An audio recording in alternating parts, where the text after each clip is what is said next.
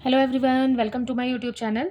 आज मैं आपको NCERT maths class 9th exercise 2.2 से इसका क्वेश्चन नंबर 4 कराऊंगी। देखिए क्वेश्चन 4 है, find the zeros of the polynomial in each of the following cases. ठीक है, आपको ये जो पॉलिनोमियल दिए हैं यहाँ पर आपको ज़ीरो फाइंड करना है। ठीक है, देखिए इसको कैसे फाइंड करेंगे। यहाँ पर आपको जो पॉलिनोमियल दिया है वो हमें दिया है P x is equal to x plus 5। ठीक है, ये है हमारा पॉलिनोमियल। आपको कुछ नहीं करना है, इसमें सिंपल आपको x प्लस 5 जो लिखा है उसके इक्वल में आपको ज़ीरो लिखना है।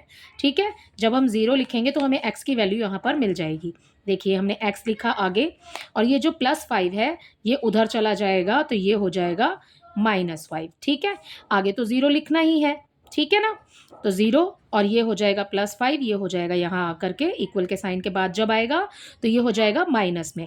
जब ये माइनस में हो जाएगा तो आप इसको सिंपल 5 भी लिख सकते हैं, x इज इक्वल टू -5। ठीक है, तो यही इसका आंसर हो जाएगा। ठीक है, आपने कुछ नहीं करना, आपको क्वेश्चन में यहाँ पर ज़ीरो दिया हुआ है, वही ज़ीरो आपने इक्वल में यहाँ लगाना है और उसके बाद में इस नंबर को उस तरफ लेकर के जाना है इक्वल के साइन के पीछे, और जब हम उसके बाद लेकर के जाएंगे तो यहाँ पर जो साइन होगा वो चेंज हो जाएगा और आपका ये आंसर हो जाएगा।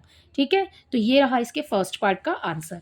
सेकंड भी बिल्कुल आपने सेम करना है। चलिए इसको यहाँ कर लेते हैं।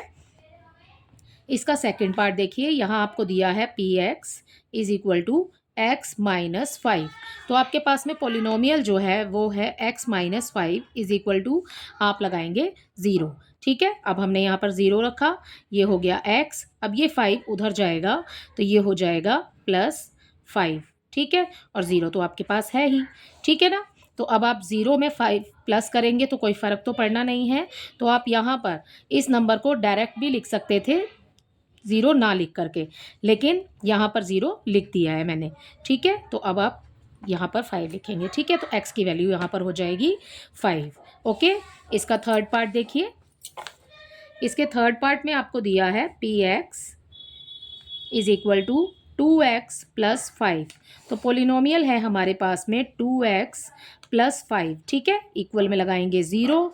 ठीक है, अब क्या करेंगे, 2x तो यहीं रहेगा और ये इक्वल का साइन, और ये 5 उधर जा कर के बिल्कुल सेम है ऊपर वाले की तरह, ये 5 उधर जा कर के माइनस हो जाएगा। ठीक है, तो मैं ज़ीरो नहीं लिख रही हूँ, डायरेक्ट ही -5 लिख देती हूँ। ठीक है, अब आपके पास x के पास जो नंबर होता है वो नंबर आ जाता है अपॉन में नीचे।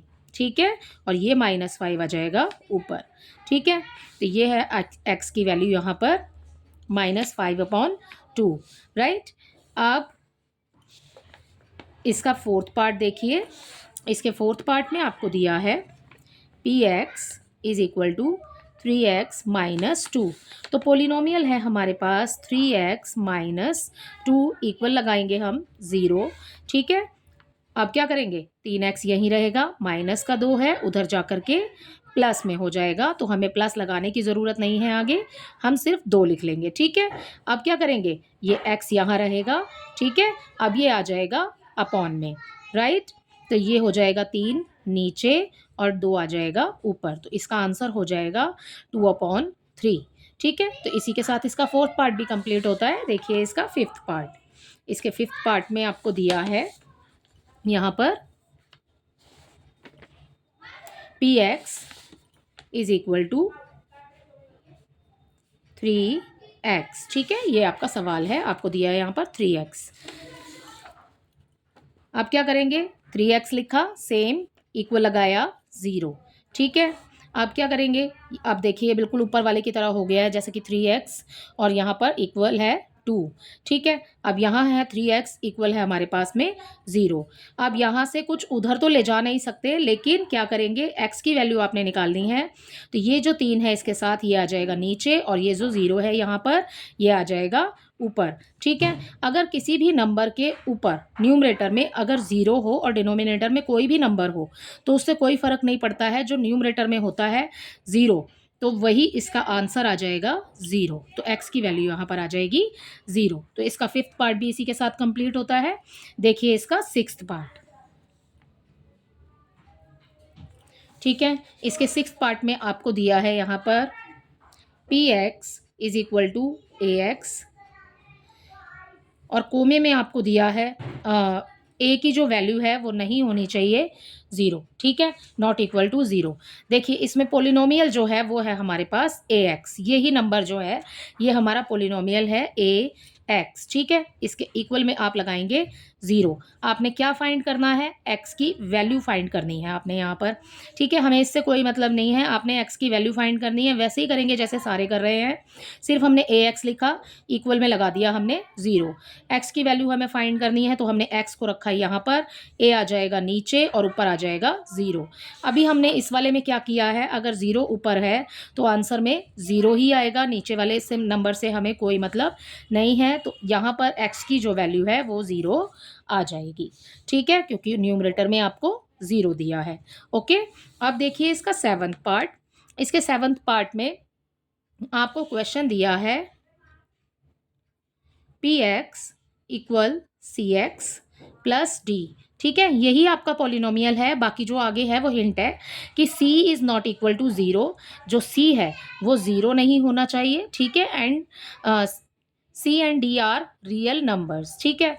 तो आपको कुछ नहीं देखना है, ये आपको हिंट दिया है यहाँ पर, आपने वैसे ही करना है। ये आपका पोलिनोमियल है, आपने रखा सी एक्स, ठीक है, ये हो गया हमारा सी एक्स प्लस डी हो गया।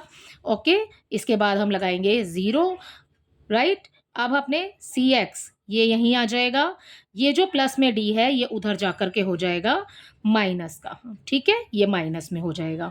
अब जो वैल्यू एक्स के साथ लिखी है वो वैल्यू आ जाएगी नीचे और माइनस डी आ जाएगा ऊपर। तो यहाँ पर इस वाले पार्ट का आंसर हो जाएगा x is equal to minus d upon c, ठीक है। इसी के साथ आपका क्वेश्चन नंबर 4th कंप्लीट होता है और इसी क्वेश्चन के साथ में आपकी ये पूरी एक्सरसाइज भी कंप्लीट होती है। आई होप ये क्वेश्चन आपको अच्छे से समझ आया होगा। Thank you.